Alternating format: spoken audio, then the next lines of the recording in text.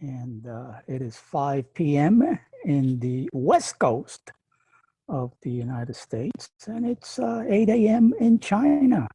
So welcome all to The Little Prince by Antoine de Saint-Exupéry, perhaps the greatest, the best, the most beautiful kid story ever written.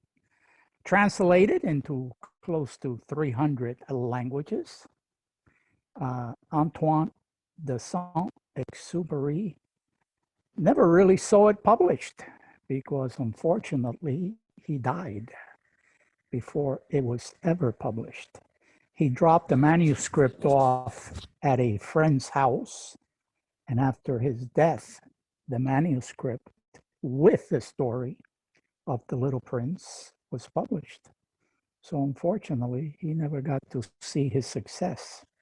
But many years later, here we are, 60, 70 years later, and we are enjoying this wonderful story that Antoine de Saint-Exupéry wrote about a little prince. It is a deep philosophical story. It is a story about living. It is a story about dying. It is a story about love. It is a story about companionship. And it's a story that sort of teaches us how to enjoy life, right? Rather than the businessman who sits there clicking away at the numbers. Click, click, click, click, click, click, click. And counting the stars that he owns, right? So Antoine de Saint-Exupéry wanted us to understand that these things, they're trivial. They're not really important. What's important is our love for others. What's important is the people that we hold close to us. What's important is how we feel about ourselves, right? That's what's really important. But anyway, so we saw last week, I wanted to show you the film in which there's a little bit of an animation, but there's a reading. This one actor does a great job reading the book. And then there's a little animation, right? You see an animation going on, sort of further explaining the book. But the book is a short book, you can read it within an hour and 45 minutes. So we got to see it, and I hope all of you enjoyed it. I mean, it's a wonderful, wonderful book, and he did a really good job of presenting it. Now, just prior to this, I was showing other presentations that other people have done on the same book. In this case is an actor back in the 1970s, Clifford.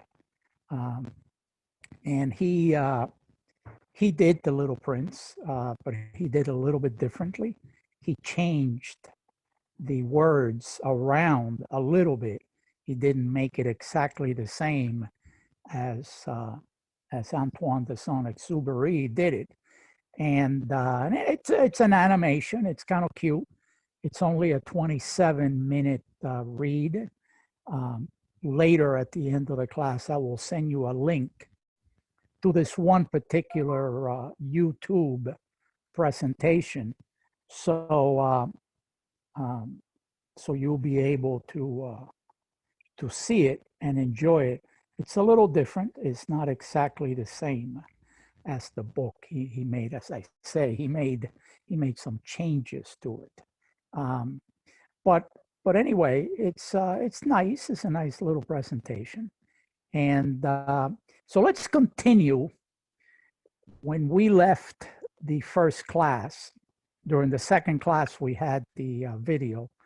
but during the first class, we were finishing off a certain portion of my PowerPoint presentation in which I tell you about him going to the military, about the manuscript. This is the manuscript that that Antoine de Saint-Exupéry had written by hand. Remember that this is back in the 1940s when there weren't any computers, right? We didn't have computers. And a lot of people used typewriters back in those days. They would click, click, click, click, click, click, click on the typewriters, but they had to write on a piece of paper. But Antoine de Saint-Exupéry, he did it longhand, what we call longhand. He did it by hand. He took a pencil or probably a pen, and he took a lot of papers and he wrote it, and he drew parts of it, parts of the story onto the paper, and he wrote, 140 pages. He wrote 140 pages of handwritten draft. And it was actually a mess. It was kind of messy. It had coffee marks and cigarette scorch marks on it. But it was the original. It was the very, very original. And what he did was he put it in a paper bag and he took it. He was living in the United States at the time. This was just before he joined again with the Air Force, with the French Air Force. So he put it in a paper bag and he went to a friend's house and he said, "Here, I like to give you something splendid, but this is all I have." He said, "This is all I have. So here, you can have it. I'm going to go to war." So, he left. And then his friend read through it and said, "Yes, this is indeed splendid. This is a wonderful piece of work." And then after he died in the plane crash, remember I showed you the video that they found his bracelet, and then eventually some scuba divers went in the ocean outside of the island of Corsica in France, and they found his plane.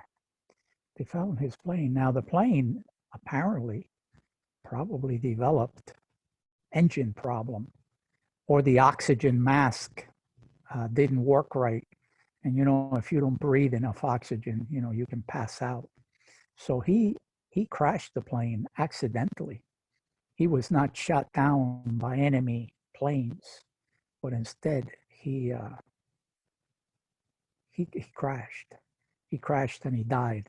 So after his friend had heard that Antoine de Saint-Exupéry had died, he published the manuscript.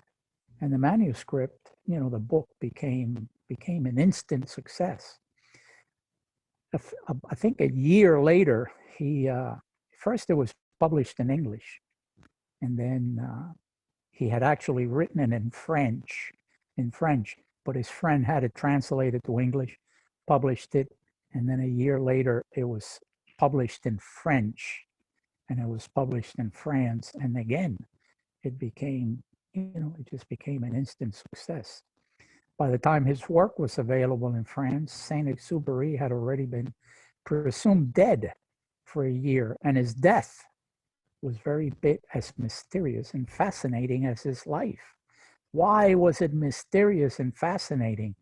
Well, because no one really knew why he died, why the plane went down. All they knew is that he never returned to base. The base where he had flown out of, he never returned. So they said, "Oh, he's dead. He's dead." After making his way to Algiers and talking his way into the Free French Air Force, he was once more able to fly, even though both his physical and mental health were questionable. He had so many accidents over the years. And I think someone has a question. Sasha Yan, what is your question, Sasha? So was anybody in that plane with him? Because it was like a 3-seated plane. No, no, it's a one-man plane. It's a one pilot only. It's got two engines. You know, it's got two engines, but only one pilot can fly it. And so it was only him, the one that crashed. Yeah, it was only him. But anyway, he joined the Free French Air Force. Remember that this is back during Second World War, when Germany had invaded France and England was fighting Germany, and and Germany was invading countries like Poland and Hungary and all of these European countries. So there was a lot of turmoil. There were a lot of people fighting in Europe at the time. Uh, he was once more able to fly, even though both his physical and mental health were questionable. Why questionable? Well, if you remember from the very beginning, I told you that he had been in many airplane crashes. He had been in the one crash in the desert when he was racing. He was in a race from Paris to Saigon, Vietnam. And him and his co-pilot developed engine problems, and boom, they hit the desert floor and they almost died. Fortunately, there was a group of Bedouin travelers. Bedouin is a tribe of desert people, and they go around in camels. They walk through the desert in camels, and they carry a lot of water and a lot of food with them. And they were found by this Bedouin tribe, and they were getting ready to die because they didn't have any water. So they gave them water and they brought him back to health again, and he managed to survive. But before that, he had been in several crashes. There was a time that he was a mail delivery pilot back many years ago.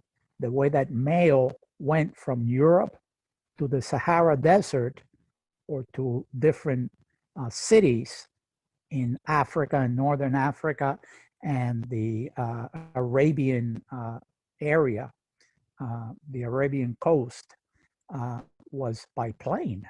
So there would be one pilot, and he would be in one of these old planes. It's called a biplane. It's got two wings, right? It's got one wing on the top and one wing on the bottom, and the engine is in the middle. And then the pilot is there flying, and no oxygen. The planes didn't fly very high. They would only fly at maybe 2,000-3,000 meters above the ground. And he would deliver the mail from, let's say, France to Morocco. And then from Morocco, he would go to Egypt and then turn around and then go back. So he would fly on very lonesome missions. And many times he crashed. He crashed in the desert. Also, when he lived in South America, which is when he met his to-be wife, remember, he met Consuelo in Argentina, and she was a beautiful woman. He fell in love with her and he married her. And back in those days, he was also working as a mail carrying flyer, a pilot who would carry mail from one country to another. That's what he did. That's what he did for a living. On top of that, he was an author. He would also write. He wrote many books. He wrote books about flying. He wrote books about adventures, right? Because he would be part of adventures. He was a very adventurous person. So he would experience adventures and he would write about them, right? He would write about them. And he crashed, even in South America. When I read about him, part of his biography, it said that he was on a mission one time carrying mail in somewhere in South America, and he crashed the plane, and they had to come and rescue him.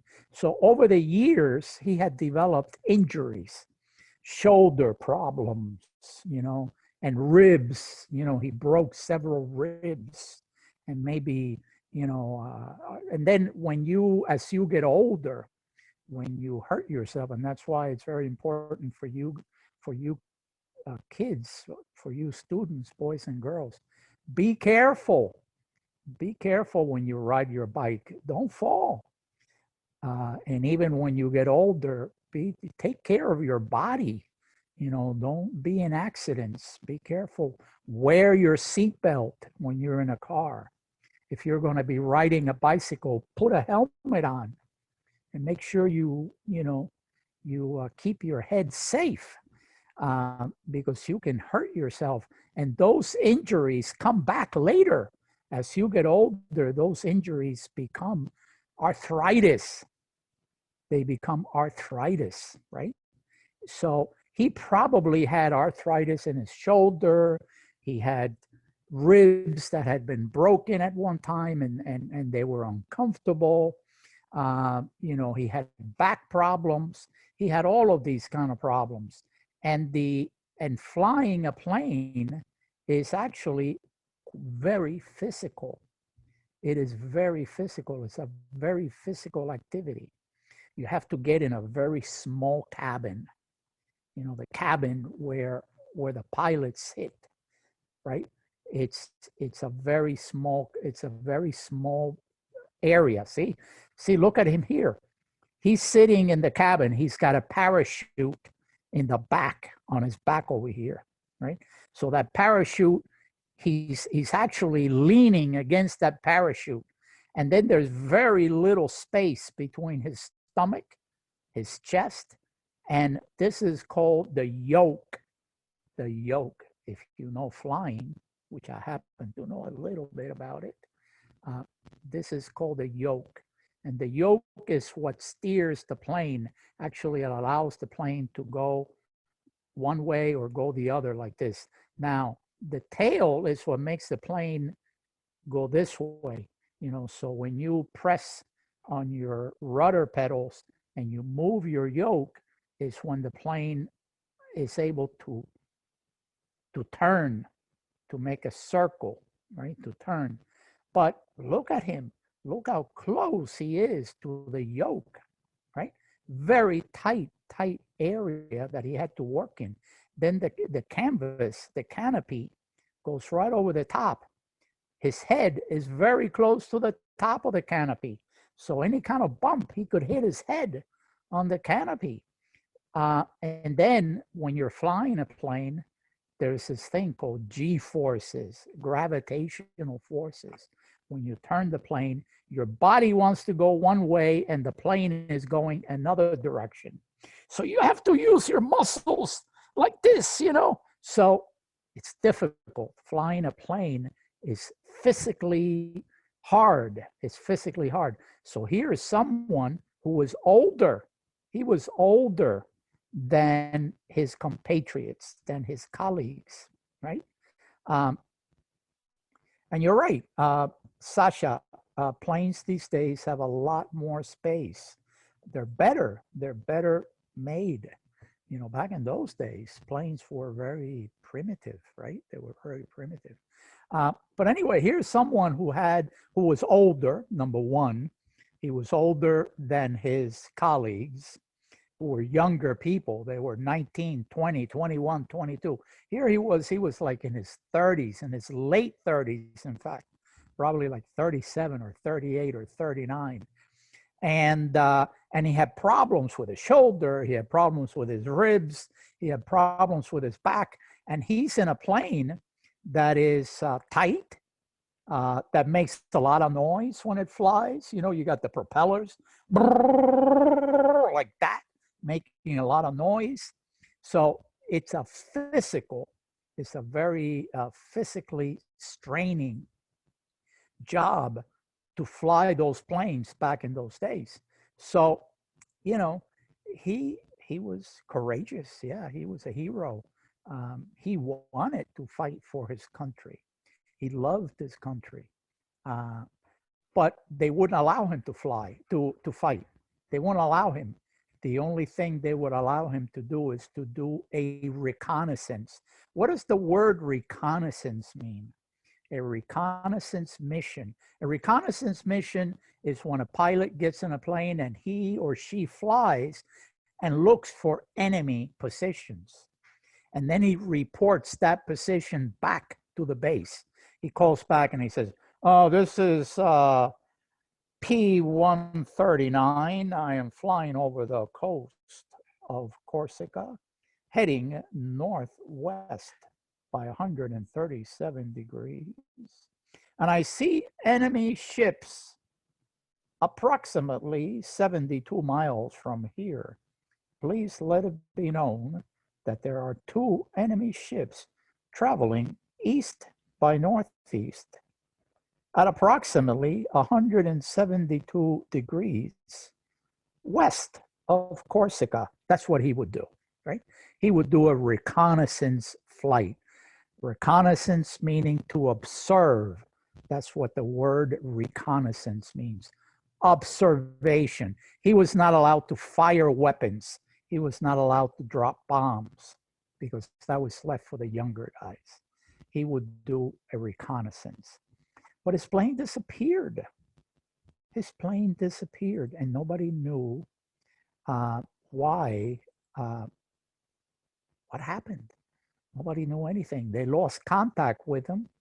Boom, he was gone. And everybody cried and people felt really sad because he was a very well-known pilot and author. And then guess what? Many years later, in 1998, they figured out what had happened to him. Whether he was shot down by an enemy or perhaps crashed the plane in a suicidal maneuver remained unclear. The author's body was never recovered. And it wasn't until 1998 that a clue to his fate was found in the form of a silver identity bracelet. Remember the bracelet, which was discovered by a fisherman off the coast of Marseille in the Mediterranean. The remains of his plane were found by a diver, by a scuba diver in the year 2000. So they figured, today we think that maybe his oxygen mask, there's an oxygen mask that they put on when they're flying at high altitude, that maybe the oxygen malfunctioned. And if the oxygen malfunctioned, then, you pass out. Maybe he passed out and then he crashed. Maybe, we don't know. This is the plane. This is similar to the plane that he flew. This is a P-38. And as you can see, the canopy, the cockpit is called a cockpit. You can see the cockpit right here is very tight, very, very, very tight. You don't have a lot of room to move around. Flying these planes is very uncomfortable. Now, for some of you who have been in a jet plane, the jet is going to take off and you feel the power of those jet engines and the jet goes, and then it's up in the air. And then you feel like you're floating up in the air and the plane starts going up, up, up, up, up like this. And then once the plane reaches the altitude that the pilot wants, the plane levels off, right? And then the plane goes. And you can be in there, you can be drinking a Coke, you can be reading a book, you can be eating something. Maybe the stewardess brings you a sandwich and you eat the sandwich. If you want to go to the bathroom, you get up and you walk in the back, you go to the bathroom, no problems, You stretch your legs, and the planes are very smooth nowadays. Those jet engines are very smooth. Back in those days, however, these were piston engines, called piston, kind of like a car engine. So there would be this big, big, big piston engine in here, and the piston engine would be turning the propeller. They turn off your mic, please. Anyway, it would be turning the propeller, and that thing would vibrate like that, would make a lot of noise and would vibrate. So you're in there like this, going like this all the time, You're kind of like vibrating all the time. So it's a very uncomfortable It's a very uncomfortable way to travel. It's a very uncomfortable way to travel. But this was war. This was war. Uh, the pilots of these planes were supposed to, you know, do what it had to be done so that they could fight against Hitler, who, the German forces who were really bad. They were really, really bad. But anyway, this is the P 38. This is the famous P 38. He crashed in it, one similar. This one is these days. This P 38 here was rebuilt. Uh, there are companies, there are people with a lot of money that they take these older planes that come out of the first, second World War and things like that, and they refurbish. Refurbish. The word refurbish means rebuilds them. They rebuild them, and then they fly them around. They fly them around as hobby or at a show or something like that. But this is a P-38 right here. You're looking at history. You're looking at history. So anyway, The Little Prince has been translated into over 250 languages. It's been a wonderful book. It's been a book that is deeply philosophical. Uh, it tells you about, like I said before, about so many things. One of the most read and most translated books in the world. The story is often used in schools as a teaching tool for learning other languages. And they do that because you get two versions of the book. Let's say you get the Japanese version and you get the English version, and then you can compare one to the other, right? Because the sentences that he wrote were not complicated. They were not complicated sentences. They were simple sentences. So it's actually a nice way to learn how to speak another language. If someone that speaks English wants to learn Japanese, or vice versa, someone that only speaks Japanese wants to learn English. The book Crisp Style makes it a particularly good choice for translation into small and endangered languages. And that's crisp. What does it mean when it says crisp? Crisp meaning that the sentences are not very complicated. They're not complicated sentences. In 2005, it was translated into an Amerindian language of the northern Argentina called Toba. Toba, a real distinction, since up to that point, the only other book translated into Toba was the Bible. So, so they translated his book even into this very strange, obscure, and far away language. So anyway, so we're finished with that presentation.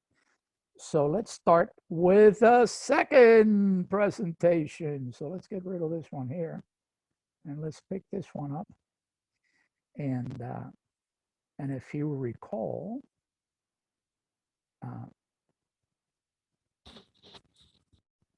we saw the reading of The Little Prince, which it's a beautiful little reading.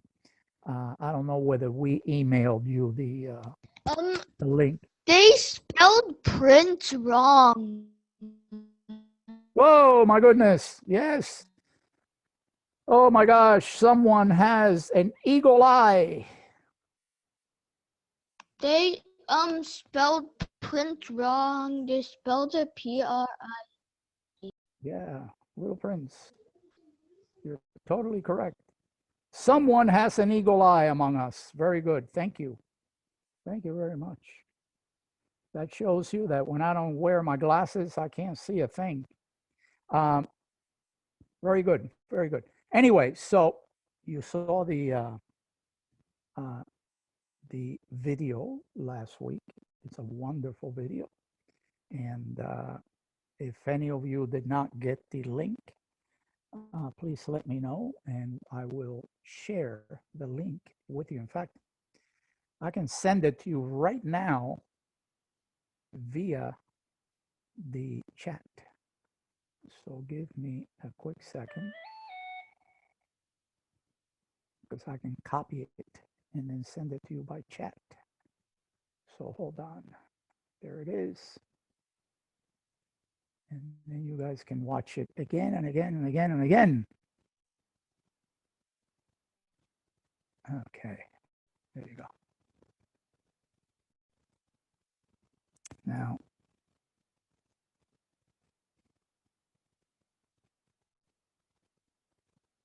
to everyone. There you go.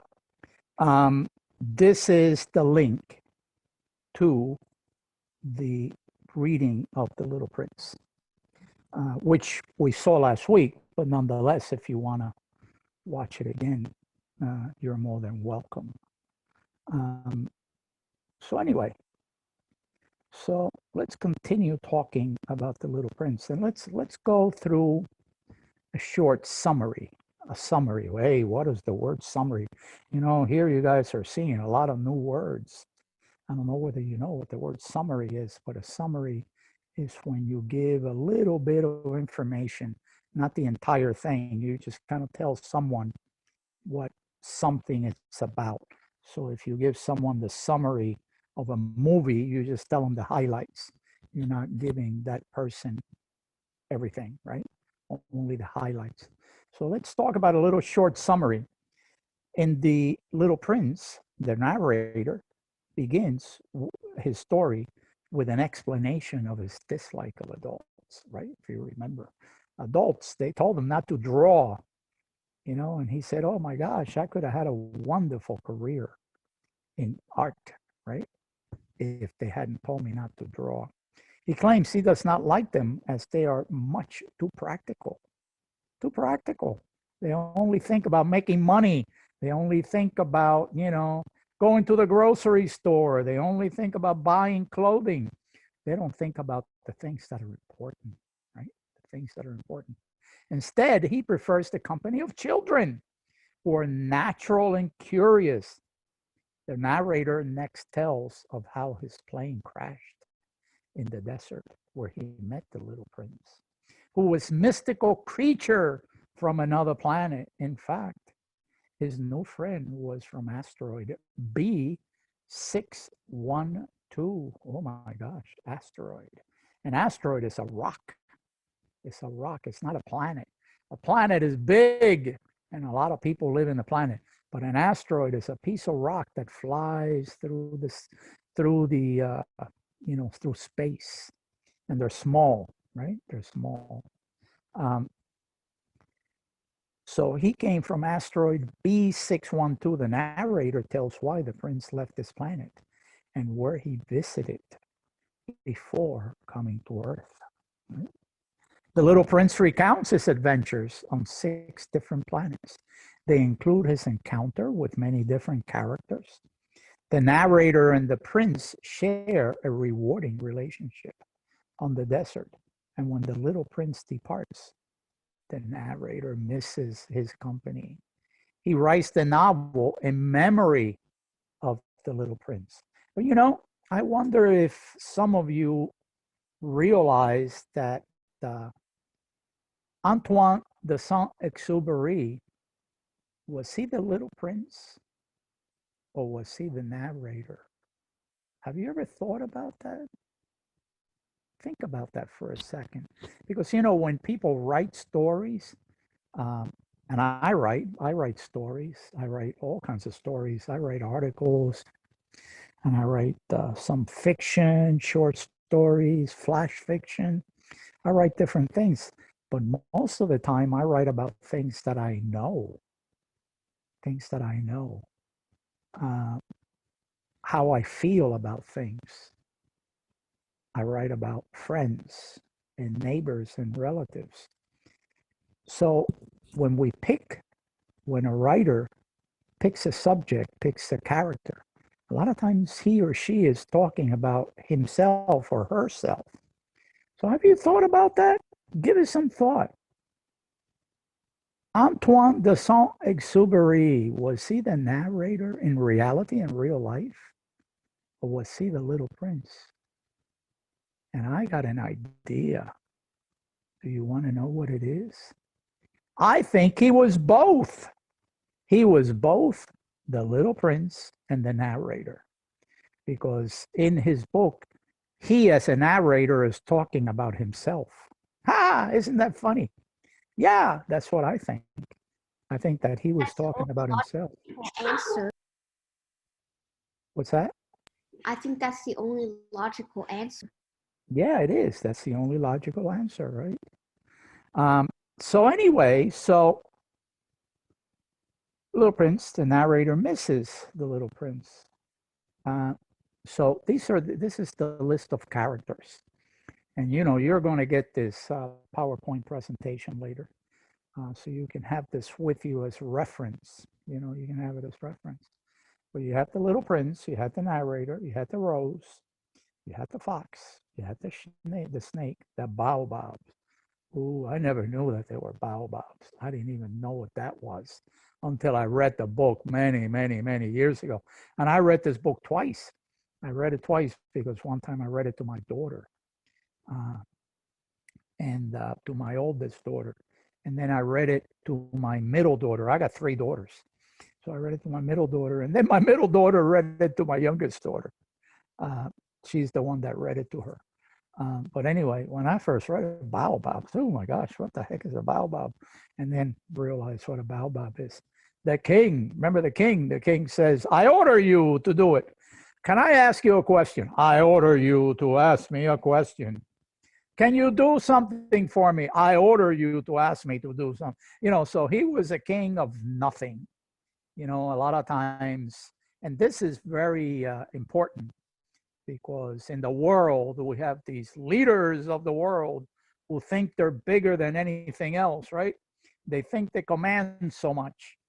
But the Little Prince said, they're nothing. They're just kings that are kings of nothing. Because guess what? We, as people, we're much more important than these kings and queens. People that think they're so high and mighty, So that's the message he was trying to send. And then the vain man, vain, what does vain mean? We'll keep it for later. I'm going to tell you what a vain person is. The drunkard, the guy who kept on drinking, right?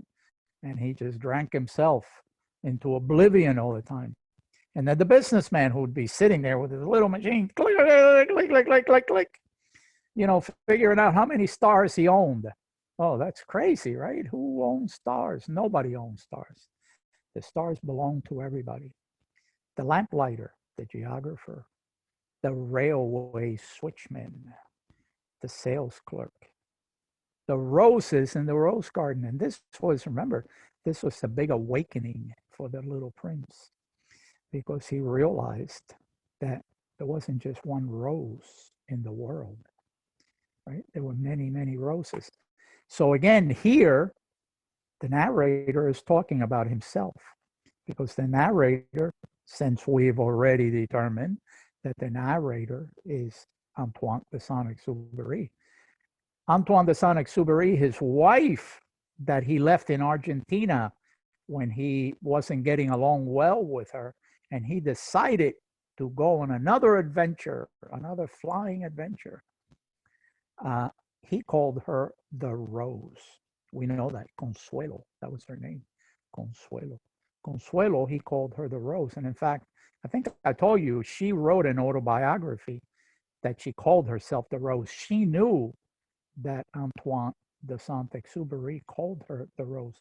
But when he leaves the Rose in Argentina and he comes back and he comes to the United States, and then actually he lived in Canada for a little while, then he lived in the United States, and then he goes off to Europe to fight in the war. He realized that she wasn't the only rose. There were many, many other roses. And they were all, in other words, he met other beautiful women. He thought that the only beautiful woman was Consuelo. But then he kind of realizes that, unfortunately, there are many other roses in the world. There are many other beautiful women. But if you recall, the Little Prince said, yeah, but you know what? My rose, there's a difference between my rose and other roses. My rose is my rose, and I nurtured her and I raised her and I love her. So the other ones, there are many other roses, but she's the one that's my rose. the three-petaled flower, the little prince's echo. Imagine the echo.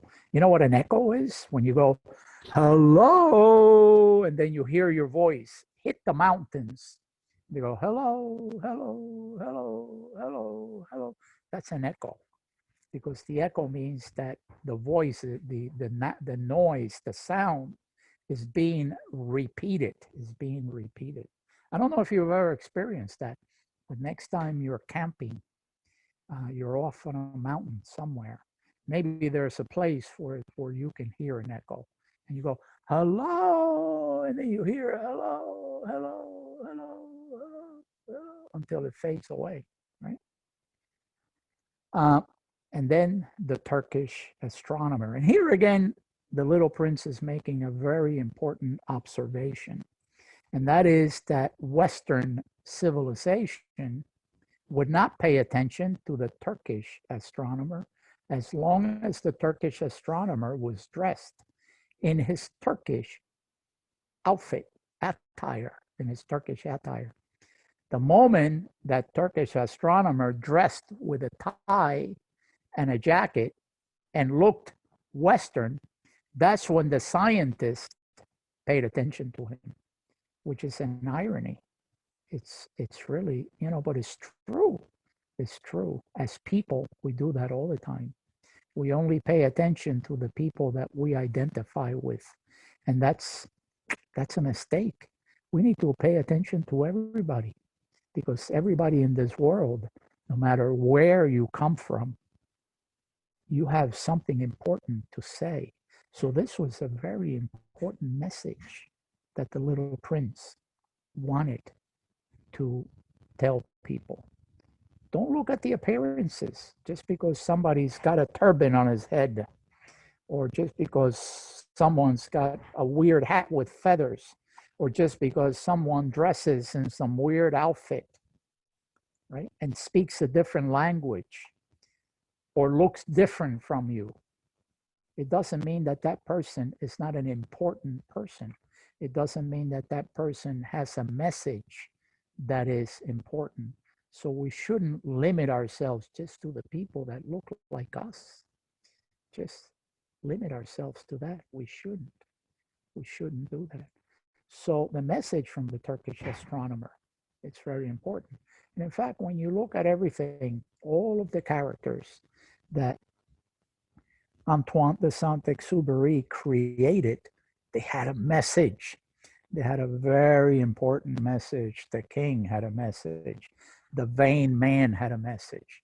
Who cares that he was a handsome guy? That's not important. The drunkard had a message. Everybody had a message for you. So if you read this carefully, you come to realize that he's actually giving you what Antoine de Saint-Exupéry is doing. He's giving you a way to live, a way to live. Anyway, so the Little Prince, the story has two protagonists, and the Little Prince is one of them. The prince journeys around the universe after leaving his home planet and his beloved Rose. Eventually, he ends up on Earth, frequently perplexed by the behavior of grown-ups. The prince symbolizes the hope, love, innocence, and insight of childhood that lie dormant in all humans, regardless of age.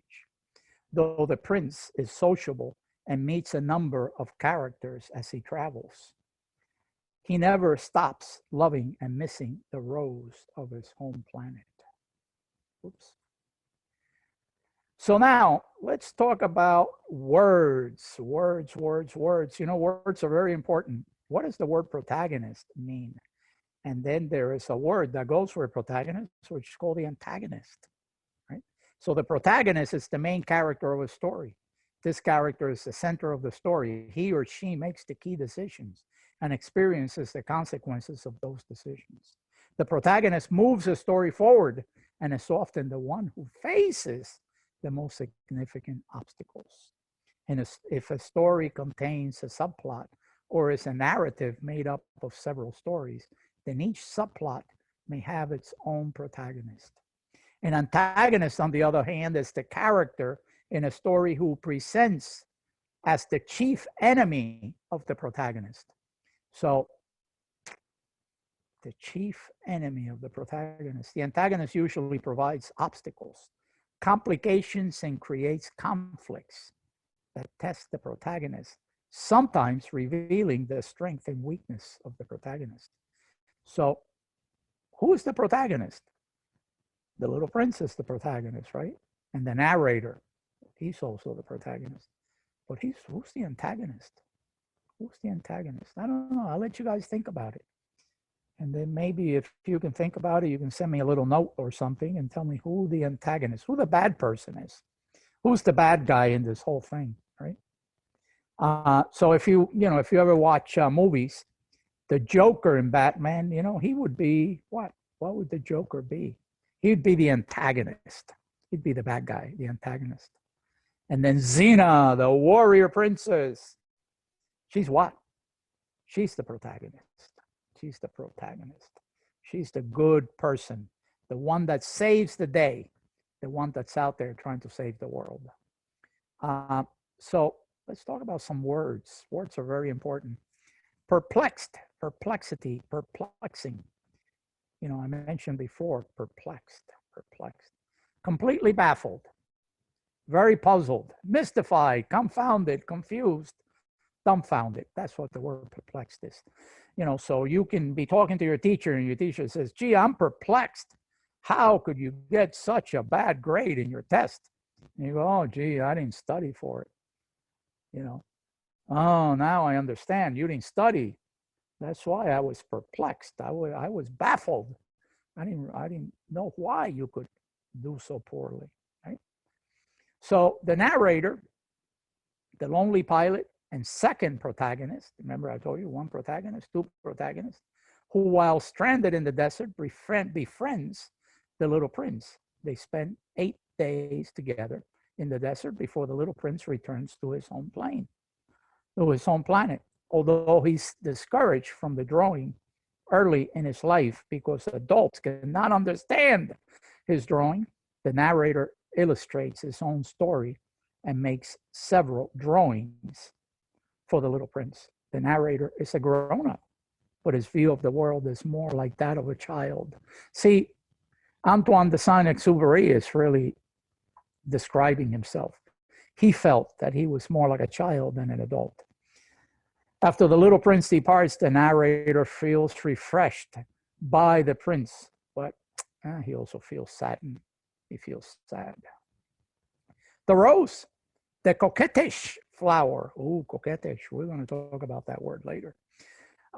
Who has trouble expressing her love for the little prince and consequently drives him away. Simultaneously vain and naive. Vain and naive. Oh, wow. Big words here, vain and naive. She informs the little prince of her love for him too late to persuade him to stay home and not to travel. Throughout the story, she occupies the prince's thoughts and heart.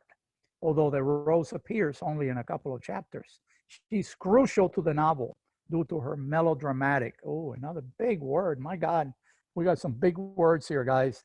Melodramatic, proud nature is what causes the prince to leave his planet and begin his exploration. Also, the prince's memory of his rose is what prompts his desire to return. As a character who gains significance because of how much time and effort the prince has invested in caring for her, the rose embodies the fox's statement that love comes from investing in other people.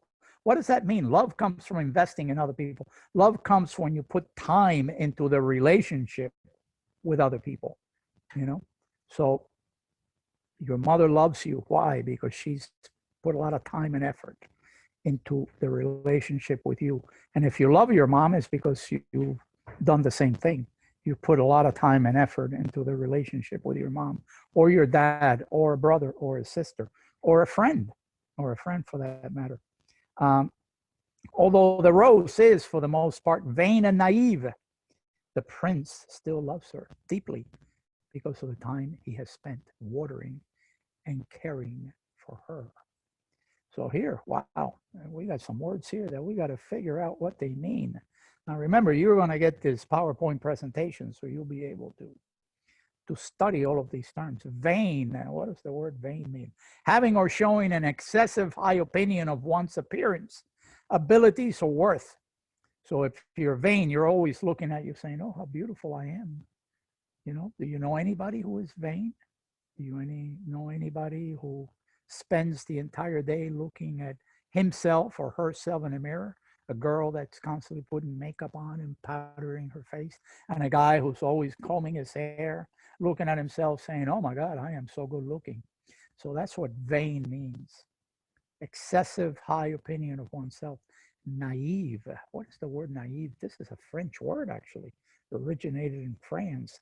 A person or action showing lack of experience, wisdom, or judgment. A person, natural innocence, naivety, being naive. It means, so if you're naive, you're someone that doesn't really know a lot about anything, about a lot of things. You're not a very sophisticated, intelligent. Well, you might be intelligent, but you just don't have a lot of experience. And here's the pigeon. The pigeon says to the other pigeon, to the professor pigeon, what are other words for naive? Unsophisticated, innocent, simple, ingenious, artless, gullible, credulous, guileless, unworldly, unaffected. Yeah, those are synonyms for the word naive. Simple, simple. You know, gullible. You tell something to a naive person and that person believes it. You know, now you tell it to someone who knows a little bit more and that person is going to say, well, what are you talking about? What, are you kidding me? That's not true. Coquettish. Coquettish. Wow, coquettish. The word coquettish comes from the word coquette, which originated from this bird right here, coquette. This is a coquette bird. But over the years, it became a woman who endeavors without sincere affection to gain the attention or admiration of men. A woman who flirts, you know, a woman who's constantly flirting with guys. And then guys are coming over and they fall in love with her. And she says, oh, I'm sorry, I'm not interested. And she walks away. So that's a coquette. But in the tropical forest is any of several small tropical American hummingbirds, with the male typically having a colorful or ornate tuft of feathers on the head. So this is a male right here. This is a male coquette because he's got these funny looking feathers on top of his head. Melodramatic, that comes from the word melodrama. A melodrama is a dramatic work wherein the plot, which is typically sensational and designed to appeal strongly to the emotions, takes precedence over detailed characterization. If you ever watch the soap operas, I don't know if you know, maybe you see mom and dad watching soap opera where people are crying and they're making a big deal out of things. That's a melodramatic. That's melodramatic. Making too much of a big deal out of things. So now let's talk about the fox. Although the fox asked the little prince to take him, the fox is in some ways the wiser of the two characters. In fact, he helps steer the prince toward what is important in life. So the fox, he's like the wise owl, kind of like the wise owl. In The Secret, the fox tells the little prince before they say their goodbyes.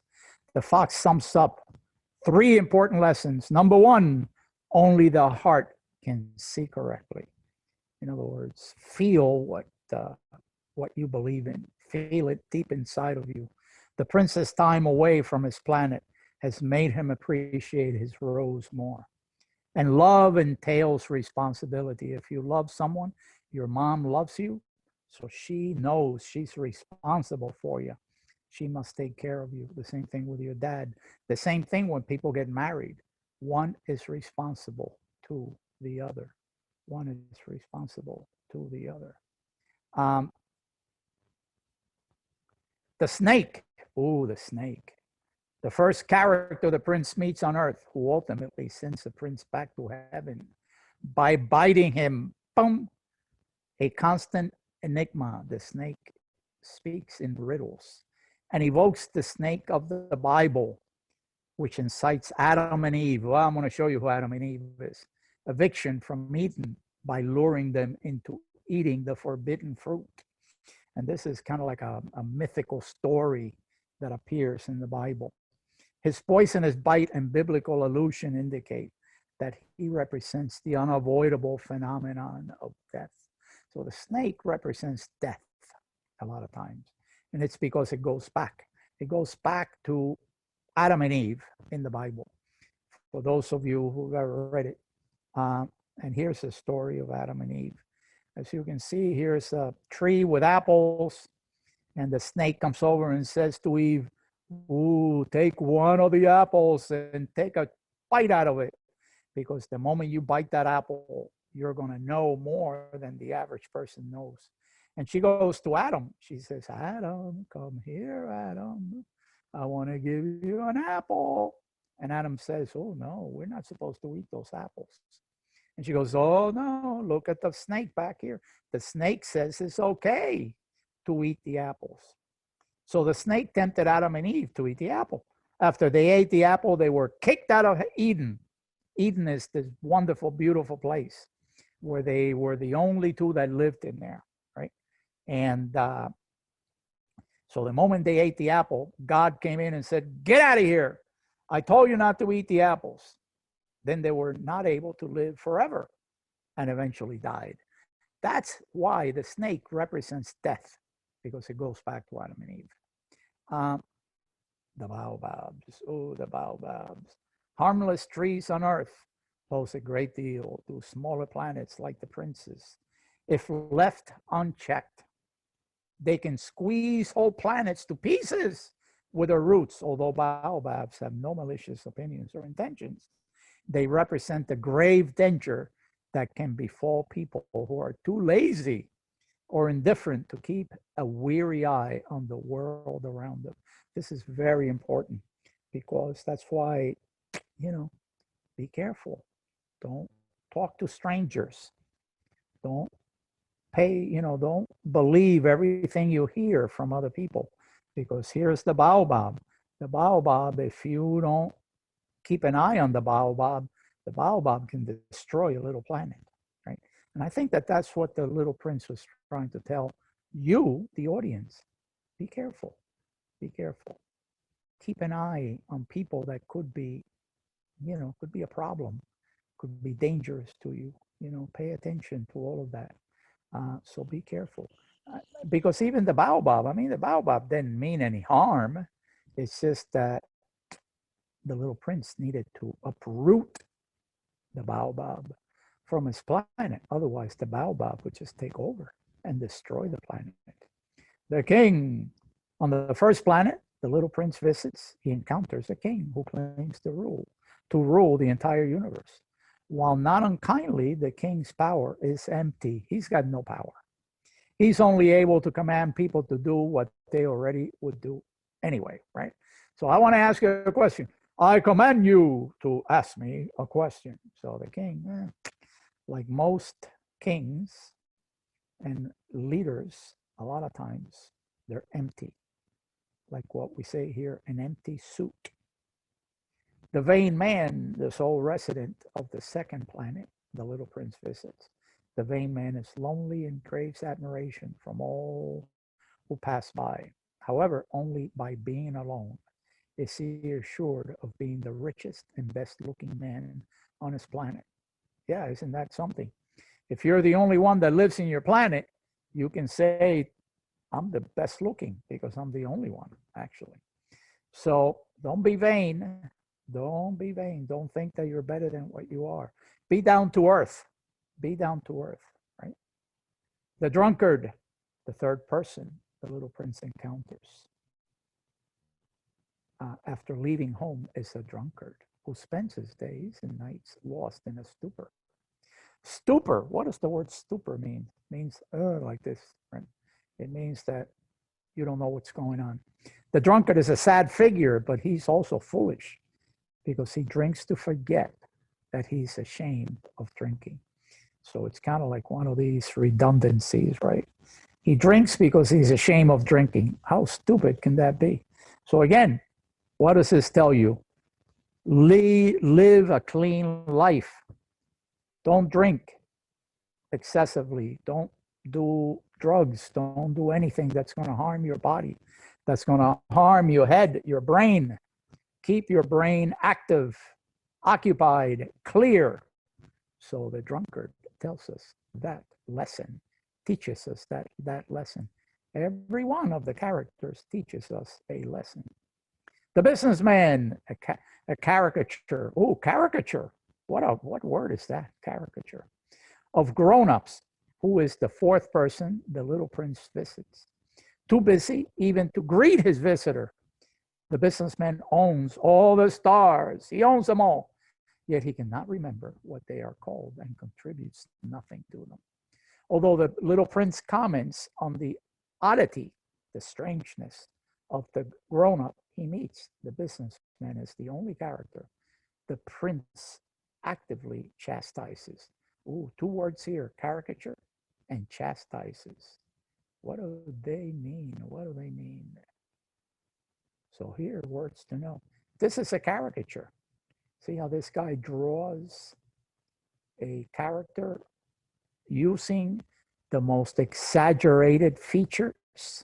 So this is a caricature. A caricature is a rendered image showing the feature of its subject in a simplified or exaggerated way through sketching, pencil strokes, or through other artistic drawings. In literature, a caricature is a description of a person using exaggeration of some characteristic, an oversimplification of others. Chastise. Oh, what does chastise mean? Chastise is a fancy word for telling someone that something they did was really bad. Back in the Middle Ages, chastise used to also come with a beating. So the teacher is chastising this young man over here. He's saying, why did you do that? You were throwing spitballs at the other kids and you were annoying them. He's chastising this young fellow over here. That's what the word chastise. So we got a lot of words here that we're learning, people. And when you get these PowerPoints, I want you to study those words, remember them, put them into your vocabulary so that you can use them. And you can impress your teacher. The teacher is going to say, wow, you're so smart. The lamplighter, the fifth and most complex figure the prince encounters before landing on Earth. At first, the lamplighter appears to be yet another ridiculous character with no real purpose, but his selfless devotion to his orders earns him the little prince's admiration. Of all the adults the little prince encounters before reaching Earth, the lamplighter is the only one the prince thinks he could befriend. So this is someone who does his job. You know, he is supposed to light lamps, and that's what he does day in and day out. And the little prince admired that. He admired his devotion to doing his job. Our devotion to do our jobs. Very important. Very, very important. The geographer, the sixth and final character the little prince encounters before the land on Earth, although the geographer is apparently well-read, he refuses to learn about his own planet, saying it is a job for explorers. He recommends that the little prince visits Earth, and his comments on the ephemeral nature of flowers reveal to the prince that his own flower will not last forever. Whoops. And then the railway switchman. This is a railway switchman.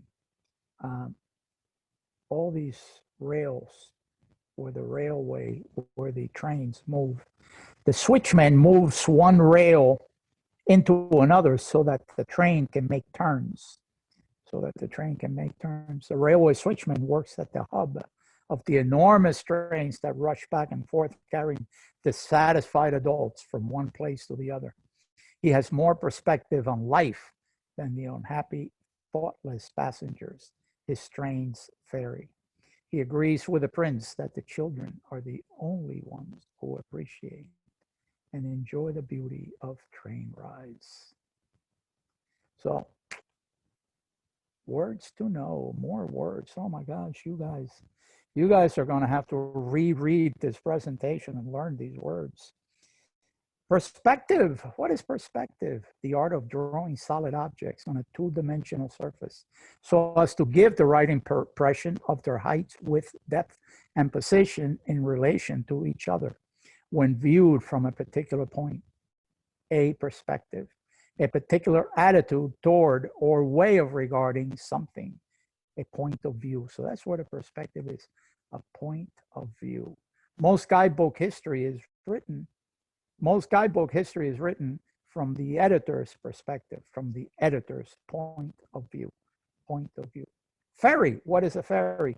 A boat or ship for carrying passengers and goods, especially over the relatively short distance and as a regular service. It's but there's two, there's a noun and there's a verb. The verb is to carry in a ferry or other ship, boats, or other vehicles, especially across short distances. So if you're ever in New York and you ever climb or ride the Staten Island ferry, it's a ferry that goes from one island, which is called Staten Island, goes about 10 miles into Manhattan, which is another island. So it goes very short distance. That's called a ferry. And when you ferry people around, you're carrying people on short distances. So ferry. So there's another word for you to know. The sales clerk. The sales clerk sells pills that quench thirst on the grounds that people can save up to 53 minutes a day if they don't have to stop to drink. He symbolizes the modern world, misplaced emphasis on saving time and taking shortcuts. This is another important lesson that the sales clerk gives us. You know, don't take shortcuts. Enjoy life, enjoy the world, enjoy your surroundings, enjoy your surroundings. So every character has, has a meaning. The roses in the rose garden, the sight of the rose garden first leads the prince to believe that his flower is not, in fact, unique. However, with the fox's guidance, the prince realizes that even so many similar flowers could not stop his own rose from being unique. So he saw a lot of roses. In other words, he met a lot of women, but he always thought about his rose, Consuelo. She was unique to him. The three-petal flower. The three-petal flower lives alone in the desert, watching the occasional caravan pass by. She mistakenly informs the prince that there are only a handful of men in the world and that their lack of roots means they're often blown along. And what does that mean? That means that there's a lot of men, a lot of people in general that don't have roots into their community, into their country, into their family. So they get blown away very easily, very easily. And that's the message that the rose gives us. That's the message that the three-petal flower gives us. And then the echo, the little princess Echo is not really a character, but the little prince mistakes it for one. When he shouts from a mountaintop, he hears his echo and believes that Earth people simply repeat what is said to them. Hello, hello, hello, hello, hello. Right? Earth people just repeat instead of being creative, instead of being original. The Turkish astronomer. We're going to take a 5-minute break after I finish this because my mouth is getting really dry. The first human to discover Prince's home, asteroid B612. When the Turkish astronomer first presents his discovery, no one believes him on account of his Turkish custom, his clothing, in other words. Years later, he makes the same presentation wearing Western clothing. And his discovery is well received. The scientific community treatment of the Turkish astronomer reveals that ignorance propels. Xenophobia. Xenophobia. What does xenophobia mean? Only liking your own people, not respecting or allowing other people that look different from you. A fear of hatred of foreigners. That's what xenophobia is. All right, guys, let me take a 3-minute break and drink something because my mouth is really dry. So we will return at 9:10, 9:13. 3 quick minutes. All right. Let me take a quick break.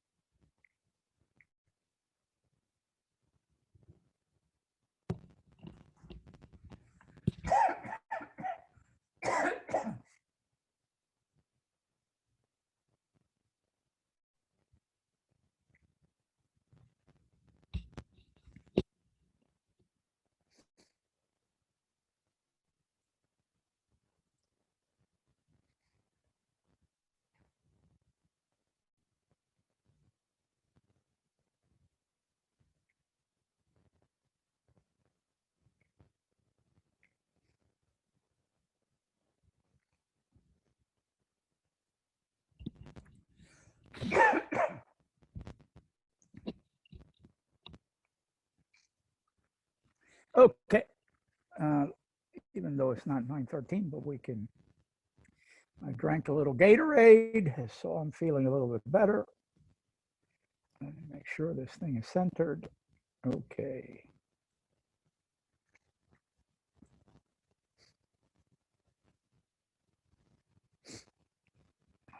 Okay. So anyway, this is such an important message. Oops, sorry. Such an important message to all of us. Just because someone is different, it doesn't mean that what they have.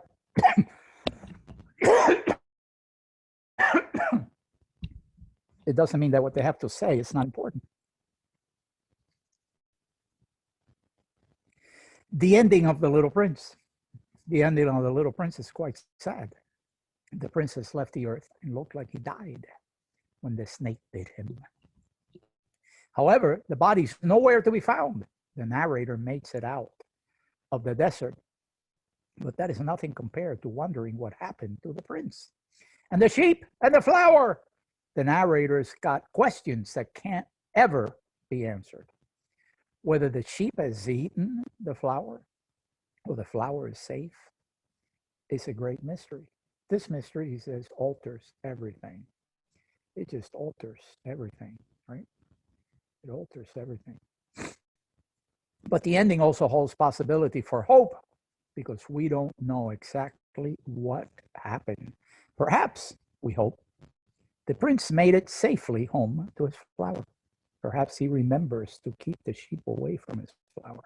Perhaps all is well up there in asteroid B612. That's why, in the last 2 paragraphs of the book, the narrator turns to us, readers, and begs us to keep an eye, to keep a lookout for the prince, too. Right? So anyway, I don't know, maybe some of you guys want to be a writer one of these days. You want to write something, right? You want to be a writer. You want to be able to write essays. You want to be able to write short stories. You want to be able to do things like that. So why don't we talk about a couple of things that have to do with writing. One of them is the word genre. The word genre.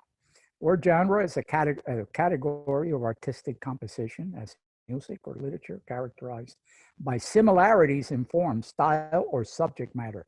There are genres in music, film, literature, and art.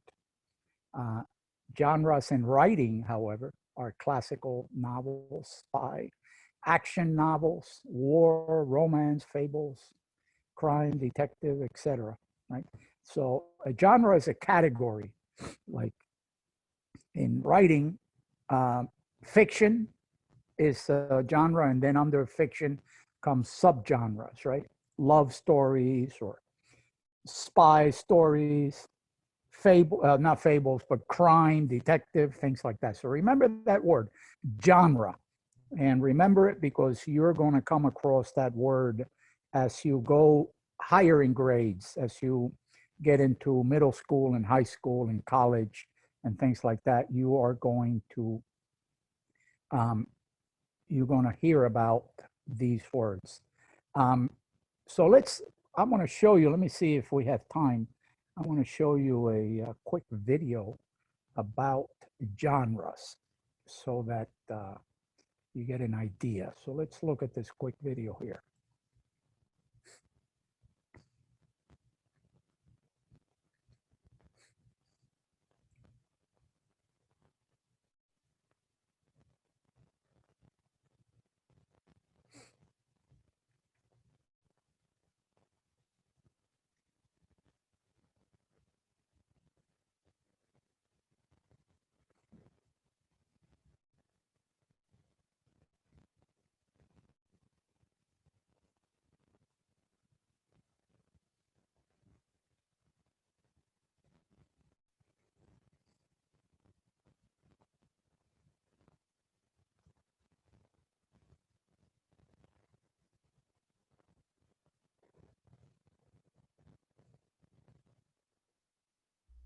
Hello, my name is Kylie, and welcome to Literary Genres, Fiction Part 1.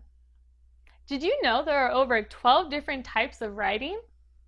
In this video, you'll learn about the first 6 styles of literature that you can choose to read. Are you ready?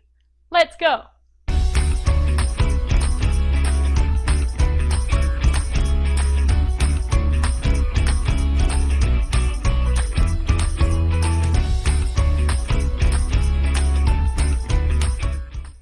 Before we talk about what fiction is really all about, let's learn how to correctly pronounce the word genre. Is it genre, genre? It can be a little tricky. It is actually pronounced genre. It may seem a little odd, but it is pronounced this way because it comes from the French word spelled and pronounced the same way, genre. In French, it means style or type of something. So instead of asking, what type of book are you reading? You could ask, what genre is the book you are reading? Pretty fancy, huh? You may already know that the things you read can be grouped into 2 main categories. Things that are true or factual, and things that are made up in someone's imagination.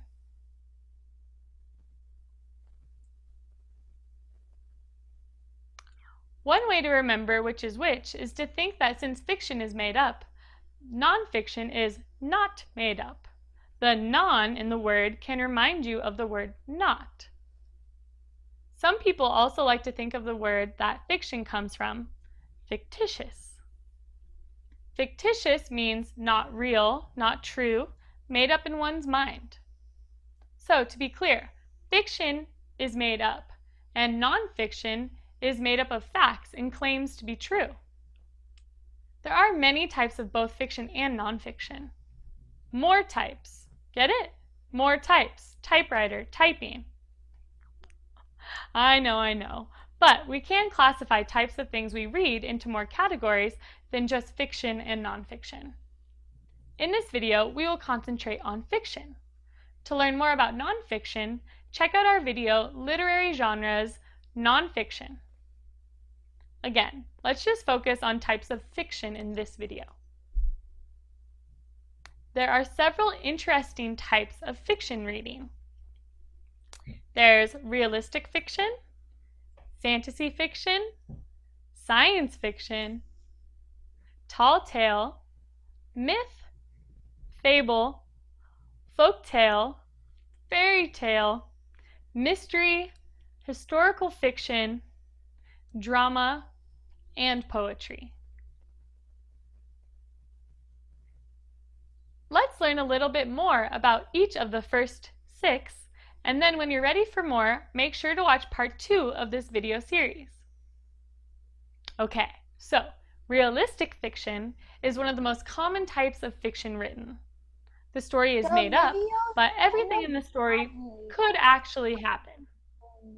So, in realistic fiction, there are no flying lizard monkeys or talking animals. What makes this type of fiction so popular is that it is easier for us, the readers, to imagine the story by putting ourselves into the plot. The plot is the action, or what happens in the story. So, if you're thinking of writing a story about a boy or a girl just like you, or a person, who would be writing realistic fiction? If you'd like to read something from this genre, Ivy Takes Care by Rosemary Wells and Baseball in April and Other Stories by Gary Soto and Black Beauty by Anna Sewell, and all of those are really great reads. Both fantasy fiction and science fiction are a lot alike. They are both entirely made of fake or made up places, things, and beings that are not part of our real world. Fantasy fiction often has people, animals, or creatures that have magical powers. Science fiction may also have made up creatures, but these stories can happen in the past or future and often have machines or robots or technology that hasn't been invented yet. There are so many great examples of fantasy and science fiction stories. Many of these stories are made into great movies, but the books seem to always be better. These stories are often written in series, meaning the author has written more than one book following the same characters and events, evolving the story or the plot. A very popular fantasy fiction series is, of course, the series The Chronicles of Narnia by C.S. Lewis. Others include The Jungle Book by Rudyard Kipling, The Wonderful Wizard of Oz by L. Frank Baum. If you like stories about amazing inventions and crazy science laboratories, you may like the science fiction book Danny Dunn and the Anti-Gravity Paint by Jay Williams. Tall tales are some of the funniest and entertaining stories to read aloud with friends. Tall tales are humorous or funny stories that have the main character do superhuman, amazing, impossible things. Imagine being able to pick up your entire house, cry so much your tears make a river, or laugh so hard you can cause an earthquake. Most cultures from around the world have their own tall tales. Some famous American tall tales are The Tale of Paul Bunyan and The Tale of Pecco's Bill. Myths are traditional stories that were originally told aloud to explain a culture's belief. These stories often had gods, goddesses, and mythical beings in them. Mythical beings are made up and don't exist in the real world that we know of yet. Do you notice there are a lot of dragons, unicorns, and trolls on products today? Well, they all got their start as characters in ancient myths. Some of these characters were talked about in myths thousands and thousands of years ago, and yet we are still talking about them today. Talk about having staying power. Roman and Greek myths are often read and talked about today. Some of the characters in these myths are ones that you may have already heard of: Zeus, Hercules, the Minotaur, or Athena. Fables are stories told by people to teach lessons to younger people and often have a lot of talking animals in them. They were originally only told aloud and not written down. Over the years, when books became more available, people wrote them down so they could be read over and over again. Aesop was a famous storyteller in ancient Greece. He told a lot of stories designed to teach young people life lessons called morals. It can be fun to figure out the moral of a fable.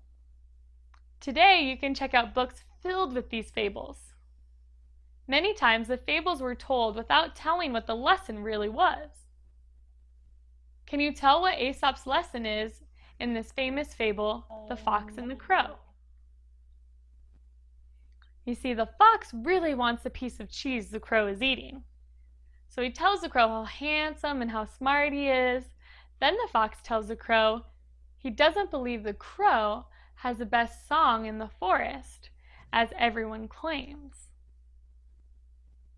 The crow decides to sing to show the fox he does have the best voice, but he opens his beak to sing, the cheese drops into the hungry fox's mouth. So, what do you think the crow learned?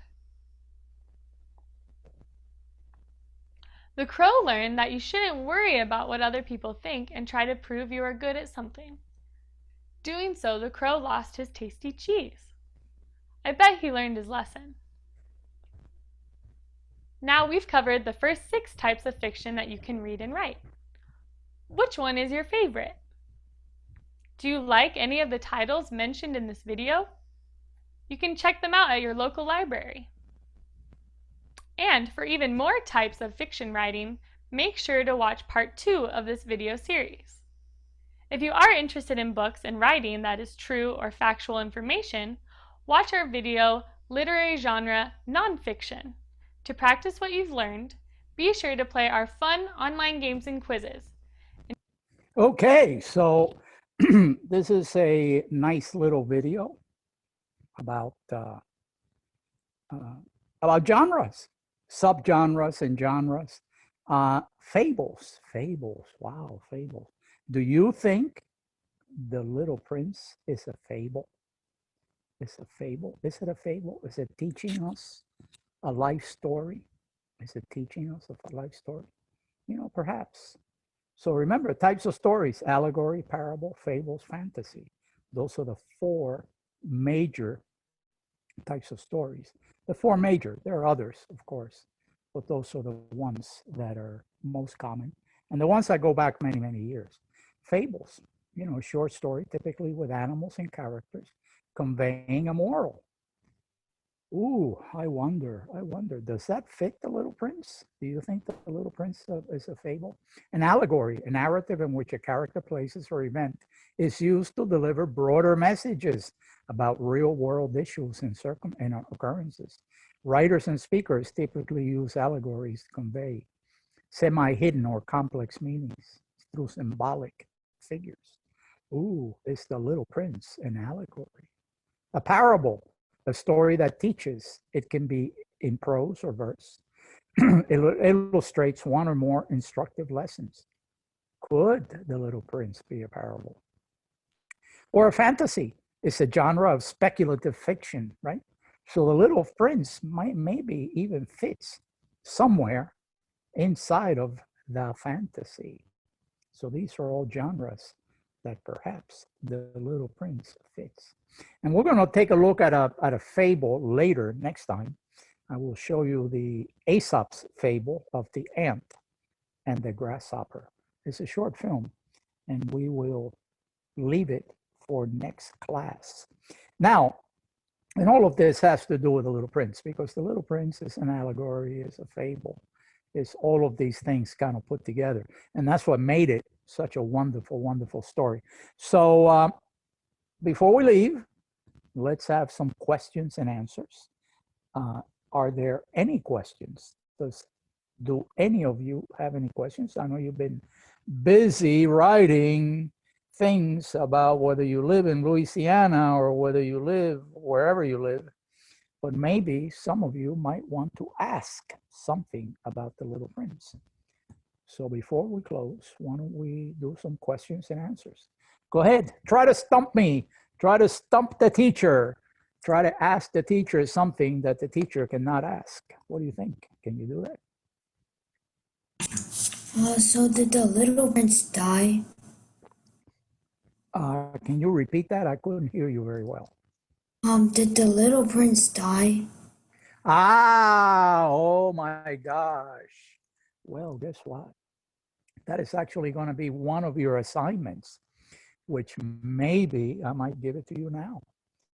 Did the little prince die? Well, that's the thing. We don't know. We don't know what happened to the little prince. So I'm going to give you an assignment for next week. Assignment for next class. Develop 4 characters, random characters you might want to use in a novel. Now, let's not use this one. Let's use the one about the little prince. I don't have it here. It's in the other one. That assignment is for next session, but I'll give it to you now. Why don't you write a little story when you get a chance before the class? And you can email it to the cloud classroom if you wish, and then I'll look at it and I will tell you. Write a little story telling us what you think happened to the little prince. What do you think happened? Can I leave the meeting because I have to go? Oh, yes, of course. We're finished. Bye. We're going to close it now. Bye. Bye. Thank you. I need to go too. Bye. Okay. Bye. Thank you so much. Okay, bye, guys. We'll see you later. All right, well, we'll finish the class then. See you next time. Bye. Bye. Okay.